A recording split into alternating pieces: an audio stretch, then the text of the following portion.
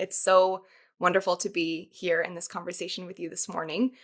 And really, this conversation is meant to be one that, Kendall can obviously share with any other executive leaders or people who are considering coaching. But before we get into that, I wanted to start off this conversation with what I know to be, what I've heard to be one of your personal guiding missions of helping great people do great things. And I think that Great. that's a really great place for us to start Yep. of what this conversation gets to be about. And I'd love to hear a little bit more from you just about what it means for you in your work as an investor, as somebody who supports great people to do great things, what that means to you. So the background on that will help. When I first started at Honeywell in 1965, June to be exact, uh, I had I had 9 offers out of college, and I took that one for many reasons, but the main one was they were going to put me in what they called a high talent team. So for the first year, I would go around and I'd get to learn about all the different parts of Honeywell. So I started on June 14th. On July 5th, the first day after the 4th of July holiday, they said, "You're done. Now you're a foreman on the downtown plant starting this tomorrow. You've got 400 people with three shifts, and it's all Teamster 1145 local Teamster members." And so I thought, I can remember telling Mary Joy, like, wow, I don't know how this is going to play out because I didn't expect it. I had, during college, I'd led survey crews in the summer for the state and county, and I was used to leading teams of older people than me, which everybody was then. Uh, and I'd always thought, how do I make sure they know that I really care about them and what I want to do to help them? So I told them I started then in college. And so and it had worked there. So the first day on the 10th floor of the downtown plant at Honeywell, I got they had group leaders, which were people that got paid extra that did the leading inside. So I had 7 on the first shift, 3 on the second shift, and 1 on the third shift. So I got them all together, big floor, wide open. In fact, the office, there was no office. My desk was right in the middle of the floor, which was great. And I said, I have no idea what I need to do uh, to be a good leader for you. But what I do know is I've always thought every day I'm going to help great people do great things. And I believe you're all great people. So tell me what we have to do to be successful. Mm. And that's how I started the first time I used it. And I'll tell you, Celeste, it was amazing. It worked. And I've used it my whole life. Every morning now, the first thing I do, I get up, brush my teeth, etc., put my workout stuff on. As I'm starting to do my workout, I always say twice, how do I help great people do great things today? Mm. And what I've always focused on, because I learned then, I was 22 when this all happened. And I think the youngest group leader was 34 or something like that. And the oldest was, I can still remember, Maud was 64. And I've always tried to surround myself with great people and then spend my energy helping them be successful. Because if I do, it works. Mhm. And that's what I've done, all 11 public companies I led and everything else I've done over the years. And it is such a fun thing to see people flourish, to see people, some of them, as I travel around the world, I think were a little mistrusting originally. Like, I wonder if this guy's for real, huh? Right. And it didn't take long. Especially after I'd moved to 2 or 3 different companies, the facts of what I did do to help people followed me. And one of the many things I'm most thankful for, but I have 75 people that I know of that have worked for me that are or have been CEOs of companies. And I love that because that means my belief system, my values that I live with Yeah. are being provided and going on and on and on more. But you got to tell me a little bit about you and then we can go on. um Well, I am a professional leadership coach and transformational coach and speaker, and I've aligned with Kendall, and I'm a big believer in her work and just being able to support, the kinds of empowerment and transformation that she's able to bring to organizations as well. But personally, I'm calling from California, and I'm raised in Silicon Valley area in the startup environment. My father's a venture capitalist. My mother worked for Apple for many years, and so for Oh, myself too, this is being in tech and innovation and development and leadership is very core to my heart, but also knowing that the human impact and really designing businesses and organizations around the values that you speak of as well, that I know Kendall shares in her organization, of really putting people and the planet, above profit, but not separate from it, that it's really about creating win-win scenarios that work for everybody, and that really come from heart. that's so interesting. In 1998, I was leading Ingram Micro, living in Corona del Mar. I had met Steve Jobs before.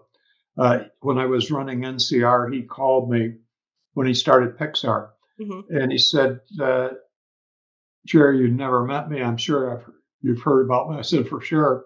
And he said, I need 3 of your Teradata machines. I had bought Teradata, fastest still is, parallel processing systems in the world. And he said, they're the only, I've done all of this work. They're the only 3 that will work with what I want to do with Pixar. So I gave Steve 3 of those machines in exchange for 3% of Pixar, 1% for each machine. You can imagine what NCR got out of that years later. So I knew them, but he came to my office in, in Santa Ana, our corporate headquarters, and he said, I haven't announced it yet, Jerry, but I'm coming back to try to save Apple. And I said, yeah, and I'm so glad you are, Steve, because we did, Ingram Micro did all the back rooms of all the offices in Apple. We did the software for that put all the software on the machines, just did everything. And Apple owed us over $100 million. This is in 1998. I had written 25 million off already. And if you go back and look, you can see, or your mom could tell you, uh, after the 2 Steves left, it had been a journey of not very successful CEOs, one in particular that had spent a lot of money and not done well. And so the last CEO, Gil, came into me after he took over. He had been on the board and he showed up with 2. It was funny. I'll never forget it. 2 lawyers and then 2 associates and him. And he said, "You're just going to have to do more and trust that we'll pay you." And I said, "Actually, I don't operate with.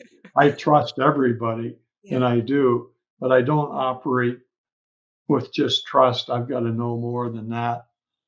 Well, he left the week after that, 2 weeks after that. And Steve said, I'll never forget, he said, and he was in his usual black outfit, blue jeans and t-shirt.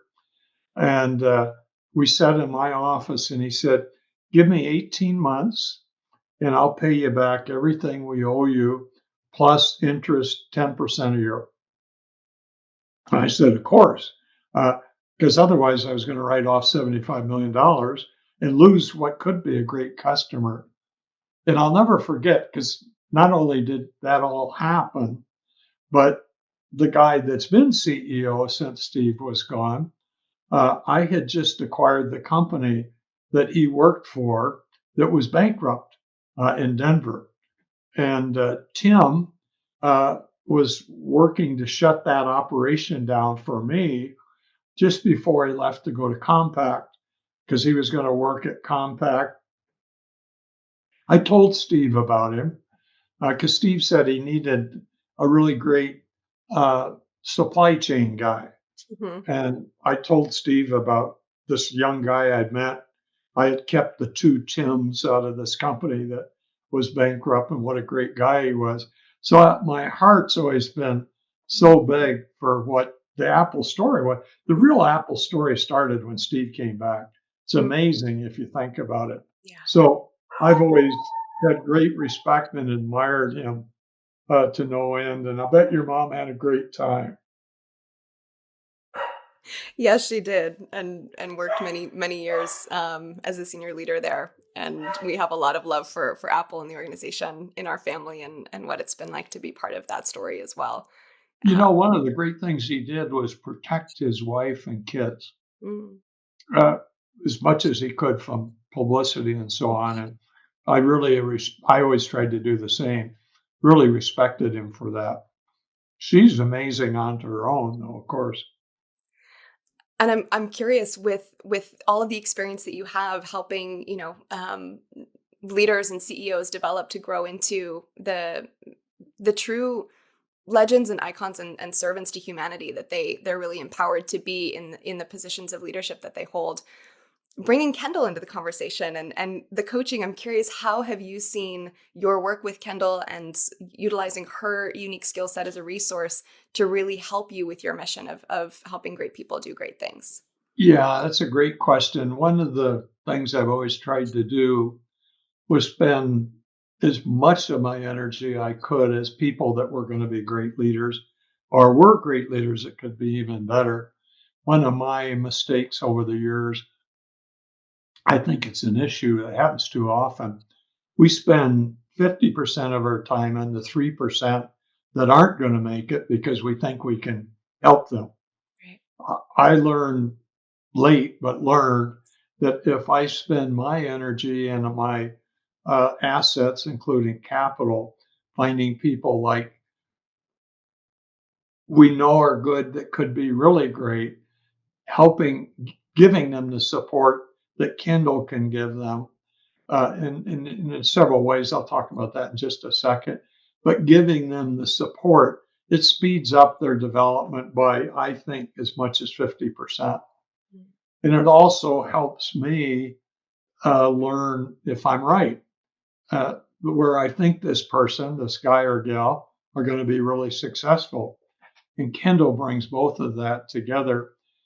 But she's unique because she also is able to take good leaders and make them great presenters, which is, it's not a science, it's an art. And it's so critical. And in the world, as I'm sure you know, the public world today, uh, you have to be a good presenter when you're out in front of investors and buy and sell side analysts, et cetera. And I've marveled over the years at how well she's done that. And I've given her big challenges over the years. And in every case, she's done that. But what makes her so unique is she not only coaches with the same belief system I have, the same values I have, but she's also gives me great feedback on what we can do to help that person move even quicker, learn even better. And then often, as I've done with different individuals with Kendall over the years, also given her the dual assignment of helping coach to become better leaders, but also helping coach at the same time to become great communicators. And so there's nobody I've worked with that has that skill like Kendall does. The other thing she does so well, she and I mean this respectfully for all the other advisors or counselors or that I've met, she does it so well that people feel really comfortable. And that makes a big difference. She's able to communicate things they can do to improve and do it in such a positive way. And I've always respected that. But I won't name names because that wouldn't be fair, but I've given her huge challenges over the years.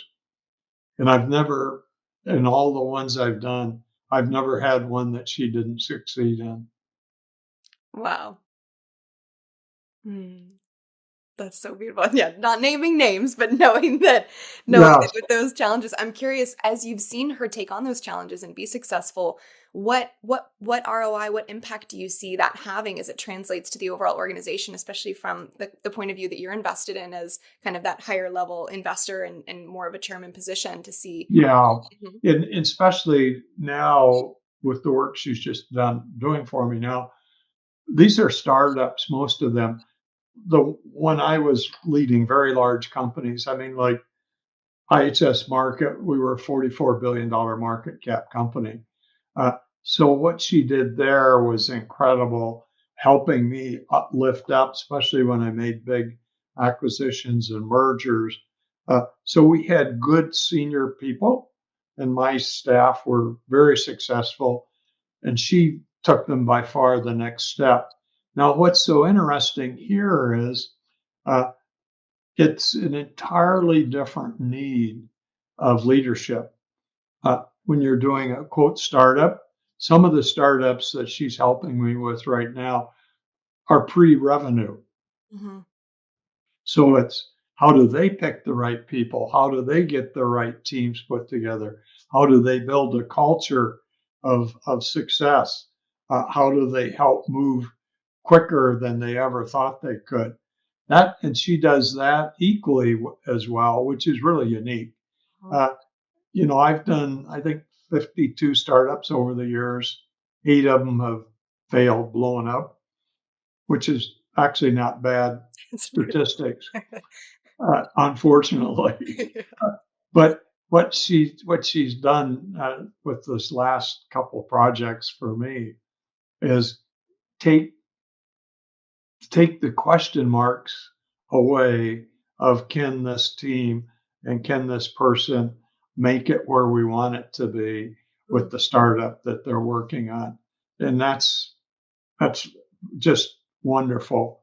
Also able to give us feedbacks on getting a view inside of the companies that I had when I was CEO, I don't have as an investor Mhm. of how things are forming because I've always focused on building values. I mean, you have to, when you think about how do you help great people do great things, you have to start with the foundation. Yeah. I've always had those 5 values that I've led, and she can come back, not Ken does, saying, here's where they're at, here's the things we need to help, and here's the things that they're probably doing too much of because they're trying to do too much at once, which is one of the other critical things with startups.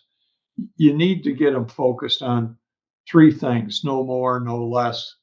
Keep them focused on it with the right roadmaps and marks. And when you get one of them done, you can add a new third one then. And Mhm. she does that so well too. Very different. In fact, in my view, a harder uh, coaching job than with large companies. With large companies, you've got the culture in place, you need to tweak it or help it, but you're actually with a small startup company forming the what I've always said the life of companies is the values, is the culture. So that's fun to see her do, and she does a great job of that too.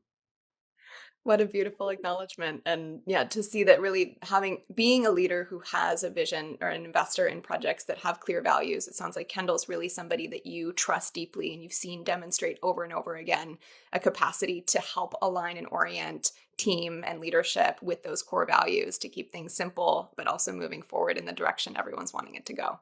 You couldn't ask for better. You described it perfect. And she's so consistent, which is remarkable because if you think about it, every person is a new challenge with a different set of skills and a different set of opportunities to improve. And she gets them all. Excellent. I'm curious who do you feel would be um the person that would benefit the most from hiring someone like Kendall if you were to kind of be speaking or making a recommendation? Who is Kendall's coaching best for? That's a good question. Uh, I, I think, and I coincidentally, I was thinking about that this weekend because there's a company that is one of my former colleagues that's now a CEO that's a mid-sized company, not growing as quickly as they want. And I ended up giving them Kendall's name because, and I did it for a very specific reason. They're in the middle. They're successful. They've started. They're good, but not great. Hmm. And great means you're offering a ton of opportunities for people. You're able to help your customers better than they've ever been helped, and therefore give returns to the share owners. And that's a place that Kendall's unique. And we'll see how this one works out. But it was, I think she can make an enormous difference because it's not that they haven't been successful like startups have not been. And it's not that there aren't great large companies, but it's in the middle of getting from good to great. And I think she'll do that very well. Beautiful. So really helping mid-sized companies who have an established, they are in the market, they are serving their customers, but to really help them make that transition to serving Yes, at highest and level. perhaps I think like in this case, uh, helping them know that they're good but could be much greater Mm, because that's a trick. yeah, Because you want successful companies to feel good, but you also want to set the new bar, challenge right? them. Yeah, absolutely. And as you've spoken to as well, and it's been my direct experience from her too, that the capacity to deliver that encouraging feedback that gives you an opportunity to see yourself as more without diminishing how much it's already taken to get you where you are. That's the art of coaching more than the science, right? To be able That's to the work with the art. humans. And, Yeah. and you know what's so interesting with Kendall too? Uh, over the years, I've had lots of people tell me that Jerry, even when you made the decision to help me move elsewhere, outside of the company to another place, I've always felt good when it happened. Kendall does that same thing inside, and that's a trick to pull off because you know the disadvantage that Kendall and others have is always coming from the outside, being compared to thousands of other consultants. And pretty quick, if people just listen, they'll see she's exceptional. But coming in to do that is not easy Mm. because and it's often, I've watched this over the years, it's often where people are, even though I've said using Kendall in the past as an example, she's here to help us do even better than we're doing. She's a member of our team, and that's the way we're going to win together. There's always the question mark until you prove yourself coming from the outside. And she does that quicker and more comfortably than anybody I've worked with. And I've used lots of great consultants over the years. And if you could be specific, what is it that she's demonstrating early on that you really feel like brings that confidence into the team so quickly? Yeah, two things that are critical. Caring. Mm, It's clear that she cares and is interested in the partner, yeah. the person, if you will, or team. Point one, point two, consistent feedback. Mm, That's so important. She's great at providing, here's what I see, here's the things I think we can do better together, yeah. and do that consistently. And then, actually, I'll add the third one. And she doesn't come with a bag of tricks. It's because too many consultants do. She comes from the heart, huh? Yeah, entirely from the heart. Mm, beautiful. And just, one final question around somebody who is maybe aware of the benefits, but if they're in a position to make an executive decision about really leaning into investing in executive coaching, right, for their senior leaders, but is maybe on the edge, or they're still justifying in their own mind maybe why they shouldn't, or it's not time yet. What would you say to somebody, a CEO or another chairman that's maybe considering investing in executive leadership coaching but not sure? We can never do enough of it, and Mm, there aren't enough Kindles mm, because it's critical that you have a situation. I don't care how great the company is, it can always be greater. Yeah. And I've always used a rubber band. I say I stretch the rubber band of change. Mm, And the only way I know I went too far is if I break it. yeah. If I don't stretch it farther and farther, I'll never know how great we could have been. Hmm. She adds to that stretching the rubber band a lot because she can help people set new challenges, new joys, if you will, for themselves, and then help them get there. And she does the other thing well that I try to do too.